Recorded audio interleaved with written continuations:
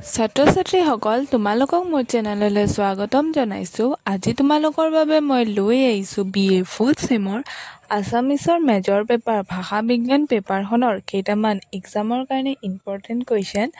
আহা আমি ভিডিঅ'টো আৰম্ভ কৰোঁ। 1 নম্বৰ প্ৰশ্নটো হৈছে ধাতু কাক বোলে? উত্তৰটো হ'ল যি ৰূপৰ পাছত ক্ৰিয়া বিভক্তি লগ লাগে তাক ধাতু বোলে। খালো, খাইছো, খাম আদি অংশ ধাতু। 2 নম্বৰ প্ৰশ্নটো হৈছে শব্দমূল বা প্ৰতিপাদিত কাক বোলে? উত্তৰটো হ'ল ধাতুৰ বাহিৰে প্ৰত্যয় যোগ হোৱা আন ৰূপক শব্দমূল প্ৰতিপাদিক আদি শব্দৰে বুজোৱা হয়। 3 নম্বৰ প্ৰশ্নটো হৈছে ৰূপ কাক বোলে? উত্তৰটি হ'ল কোনো বিশিষ্ট ধ্বনি বা বিশিষ্ট ধ্বনিৰ সমষ্টিয়ে কোনো এটা অৰ্থ প্ৰকাশ কৰিলে তাক ৰূপ বোলে।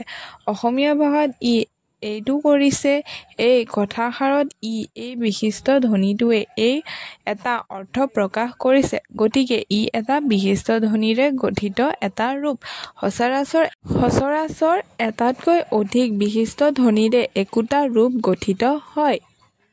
কোনো বিশিষ্ট ধ্বনি বা বিশিষ্ট ধ্বনিৰ সমষ্টিয়ে যেতিয়া স্বাধীনভাৱে কোনো অৰ্থ প্ৰকাশ কৰে তেতিয়া সেইটো মুক্ত ৰূপ, আৰু কোনো বিশিষ্ট ধ্বনি বা বিশিষ্ট ধ্বনিৰ সমষ্টিয়ে স্বাধীনভাৱে অৰ্থ প্ৰকাশ নকৰি আন স্বাধীন ৰূপৰ লগত যোগ হৈ অৰ্থ প্ৰকাশ কৰিলে সেইটোক যুক্ত ৰূপ বোলা হয়।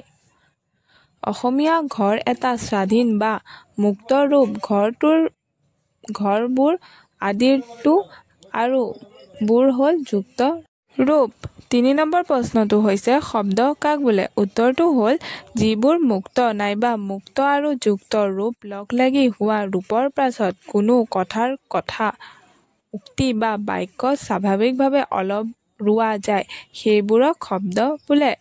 মই ঘৰলৈ যাওঁ, এই কথাষাৰি কওঁতে মই ঘৰলৈ আৰু যাওঁ এই তিনি ঠাইত অলপ ৰোৱা হৈছে, গতিকে ইয়াত মই ঘৰলৈ আৰু যাওঁ এই তিনিটা শব্দ আছে।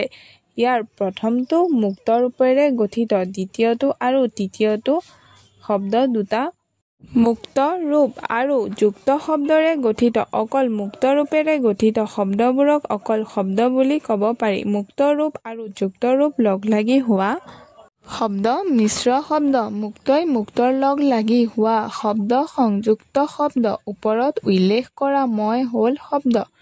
ঘৰলৈ আৰু যাওঁ মিশ্ৰ শব্দ। শব্দযুক্ত শব্দবোৰ এনেকুৱা গুৰু শিষ্য, তলসৰা, হাতে কটা, নেজাল তৰা ইত্যাদি। 5 নম্বৰ প্ৰশ্নটো হৈছে ধ্বনি কাক বোলে?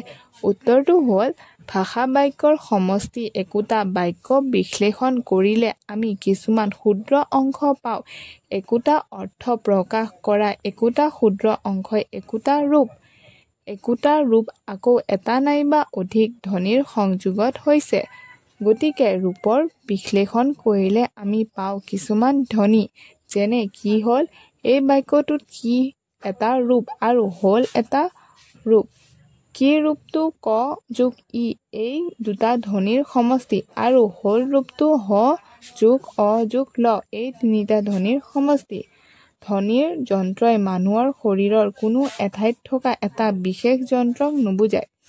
মানুহৰ শৰীৰত থকা কেইবাটাও যন্ত্ৰই ধ্বনি উচ্চাৰণত সহায় কৰে।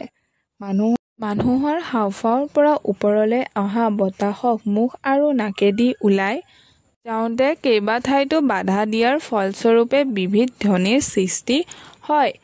6 নম্বৰ প্ৰশ্নটো হৈছে প্ৰত্যয় কাক বোলে? উত্তৰটি হ'ল যুক্ত ৰূপৰ এটা সাধাৰণ শব্দৰে বুজাবলৈ হ'লে প্ৰত্যয় বুলি ক'ব পাৰি। যুক্ত ৰূপ এটা মুক্ত ৰূপৰ পাছত লগ লাগিব পাৰে, তেতিয়া তাক পৰপ্ৰত্যয় বুলিব পাৰি। মুক্ত ৰূপৰ আগত লগ লগা প্ৰত্যয়ৰ নাম পূৰ্বপ্ৰত্যয়। মুক্ত ৰূপ আৰু যুক্ত ৰূপৰ মাজত লগ লগা প্ৰত্যয়ৰ নাম মধ্যপ্ৰত্যয়। ধন্যবাদ।